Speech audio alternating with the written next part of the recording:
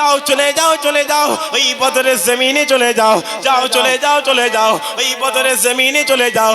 ওই বদরের জমিনে, ওই বদরের জমিনে একদিকে 313 জন সাহাবা দাঁড়িয়ে রয়েছে, অন্যদিকে 1000 কাফের দাঁড়িয়ে রয়েছে। একদিকে 313 জন সাহাবা দাঁড়িয়ে রয়েছে, অন্যদিকে 1000 কাফের দাঁড়িয়ে রয়েছে। একদিকে 9টা ঘোড়া দাঁড়িয়ে রয়েছে, অন্যদিকে 140টা ঘোড়া দাঁড়িয়ে রয়েছে। একদিকে 4টে তরবারি রয়েছে, অন্যদিকে 700 তরবারি দাঁড়িয়ে রয়েছে। ও মুসলমান শোনো শোনো শোনো শোনো, ওই বদরের জমিনে, ওই বদরের জমিনে বাপ বেটার বিরুদ্ধে দাঁড়িয়ে গেছে, বেটা বাপের বিরুদ্ধে দাঁড়িয়ে গেছে, চাচা ভাতিজার বিরুদ্ধে দাঁড়িয়ে গেছে, ভাতিজা চাচার বিরুদ্ধে দাঁড়িয়ে গেছে, মামা ভাগনার বিরুদ্ধে দাঁড়িয়ে গেছে, ভাগনা মামার বিরুদ্ধে দাঁড়িয়ে গেছে, মেয়ে তার মায়ের বিরুদ্ধে দাঁড়িয়ে গেছে, মা তার মেয়ের বিরুদ্ধে দাঁড়িয়ে গিয়েছে। ও মুসলমান শোনো শোনো শোনো শোনো, ওই বদরের জমিনে, ওই বদরের জমিনে আবু বকর হুজুর রাসূলুল্লাহর হয়ে যুদ্ধ করে। আবু বকর হুজুরের ছেলে আব্দুর রহমান কাফেরদের হয়ে যুদ্ধ করে। যাও চলে যাও চলে যাও রাসূলুল্লাহ সাহাবা আবু উবাইদা ইবনে জাররার দরবারে চলে যাও। আবু উবাইদা রাসূলুল্লাহ দরবারের হয়ে যুদ্ধ করে, বাপ জাররা কাফেরদের হয়ে যুদ্ধ করে। আবু উবাইদা রাসূলুল্লাহর দিকে দাঁড়িয়ে রয়েছে, বাপ জাররা কাফেরদের দিকে দাঁড়িয়ে রয়েছে। ও মুসলমান শোনো শোনো শোনো শোনো, ওই বদরের জমিনে, ওই বদরের জমিনে কি নিয়ে যুদ্ধ হয়? রাসূলুল্লাহ নিয়ে যুদ্ধ হয়। কি নিয়ে যুদ্ধ হয়?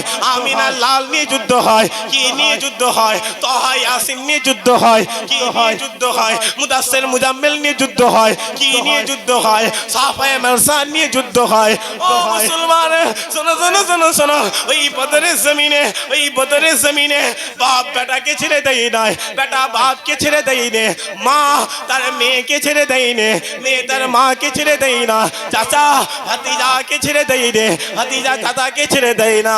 ও মুসলমান শোনো শোনো শোনো শোনো, এই বদরের জমিনে যুদ্ধ শুরু হয়ে গেল, তার বাড়ি চালানো শুরু হয়ে গেল। 313 জন সাহাবা আর 1000 কাফের, কাফেরদের দিকে শক্ত মাটি পড়ে গেছে, আর সাহাবা হুজুরদের দিকে বালু মাটি পড়ে গেছে, নরম মাটি পড়ে গেছে। ও মুসলমান শোনো শোনো শোনো শোনো, যুদ্ধ হতে হতে, যুদ্ধ হতে হতে আবু উবাইদা হুজুরের তরবারিটা, আবু উবাইদা হুজুরের তলোয়ারটা বাপ জাররা বাপের গর্দানে চলে গেল, বাপের গর্দানে চলে গেল। আর যখনই চলে যায়, আর যখনই চলে যায়, বাপের ঘাড় থেকে গর্দান কেটে দুটো টুকরো হয়ে গেল, গর্দান জুদা হয়ে গেল। আর যখনই জুদা হয়ে যায়, আবু উবাইদা নিজের বাপের মাথাটা নিয়ে, নিজের বাপের কাটা মাথাটা নিয়ে চুলের মুঠিটাকে ধরে টেনে টেনে টেনে টেনে আমিনা লালের দরবারে হাজির হয়ে গেছে, আকা মাওলা রাসূলুল্লাহ দরবারে হাজির হয়ে গেছে, হুজুরের দরবারে হাজির হয়ে গেছে। আর যখনই হাজির হয়ে গেছে, রাসূলুল্লাহ বলতে লেগেছে, এ আবু উবাইদা, এ আবু উবাইদা, বলো বলো বলো বলো, এই মাথাটা কার, এই গর্দান কার, এই সাতটা কার? ওই সময় আবু উবাইদা বলতে লেগেছে, ইয়া রাসূলুল্লাহ, ইয়া রাসূলুল্লাহ, আজ আমি উবাইদা, আজ আমি আবু উবাইদা বদরের জমিনে আপনার হয়ে যুদ্ধ করি, কিন্তু আমার বাপ জাররা আপনার বিরুদ্ধে দাঁড়িয়ে গিয়েছিল, তাই আজ বাপকে ছেড়ে দিয়ে দিয়ে বাপের গর্দানটা কেটে নিয়েছে, আপনার কদমে হাজির করে দিয়েছে। মুসলমান আবু উবাইদা বাপের গর্দান কেটে নিয়েছে, হুজুরের দরবারে হাজির করেছে। হুজুর বলছে, আবু উবাইদা কি করেছো, কি করলে আবু উবাইদা? বাপের গর্দান কেটে হাজির করে দিয়েছো।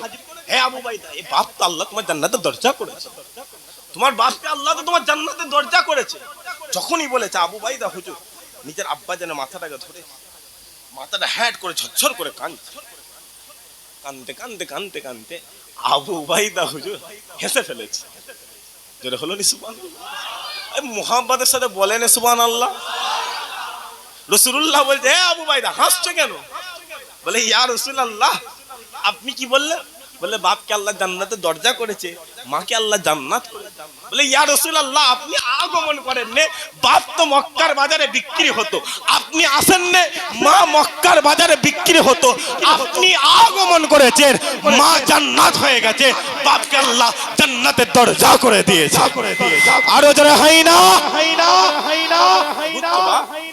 হুজুর আগমন করেছে, আল্লাহ বাপ মায়ের ইজ্জত বাড়িয়ে যতে আজ সমস্ত কিছু রাসূলুল্লাহর কদমে কুরবান।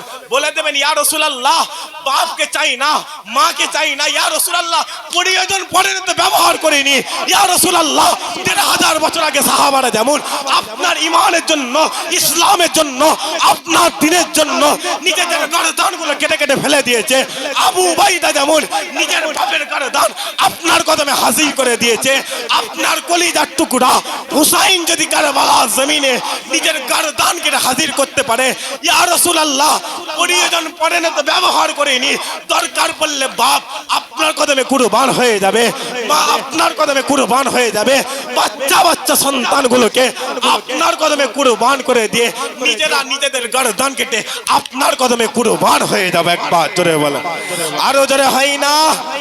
রাজি আছেন? হাত তুলে দেখান। রাজি আছেন? হাত তুলে দেখান। এই মুখে না আপনার অন্তরে, জোরে বলেন মুখের অন্তরে তাকবীর দেন দেখি, নারে তাকবীর। মুহাব্বতের সাথে দেন নারে তাকবীর, নারে তাকবীর। আচ্ছা এটা নল করা তো নাকি? কথা বলেন, মুসলমান, এটা মুসলমান, দানা, এটা মুসলমান তো নাকি? তো ঝিমিয়ে আছেন কেন? মোবাইলে শোনেন নাকি? কথা বলেন। আরে বাবা আবু বকর হুজুর নেই তো কি হয়েছে, সালাউদ্দিন আইয়ুবী নেই তো কি হয়েছে, ওমরে ফারুক নেই তো কি হয়েছে? শোনো, আজ ওমরে ফারুক বিদায় নিতে পারে, হুসাইন বিদায় নিতে পারে, আবু উবাইদা বিদায় নিতে পারে, তাদের উত্তরসূরিরা আজও হিন্দুস্তানে হাজির রয়েছে। আরো যারা হয় না, সাহাবারা যুদ্ধের ময়দানে তাকবীর দিয়েছিল, কাফেররা মাঠ ছেড়ে চলে গিয়েছিল। আজ নলকারা জমিন থেকে প্রমাণ করতে হবে। শোনো, নলকারা জমিনে কোনো গোলামের বাচ্চা গোলাম থাকে না, কোনো দালাল থাকে না। রাসূলুল্লাহর বিরুদ্ধে কথা হবে, ঘর থেকে গর্দানকে আলাদা হবে। শোনো শোনো, আজ নলকারা জমিনে মদিনাওয়ালার গোলামরা হাজির রয়েছে। একবার জোরে বলেন, আরো যারা হয় না তাকবীর দেন দেখি, নারে তাকবীর, নারে তাকবীর, নারে তাকবীর, নারায়ে মুস্তাফা, নারায়ে মুস্তাফা,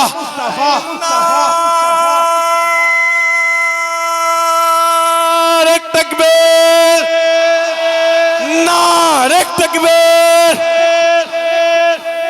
রাগ করছেন নাকি আপনারা? এই রাগ করেন না তো, অন্তরে পয়দা করে নেবেন। শোনেন, পরিষ্কার কথা, বিড়ালের মতো কুকুরের মতো বেঁচে লাভ নেই।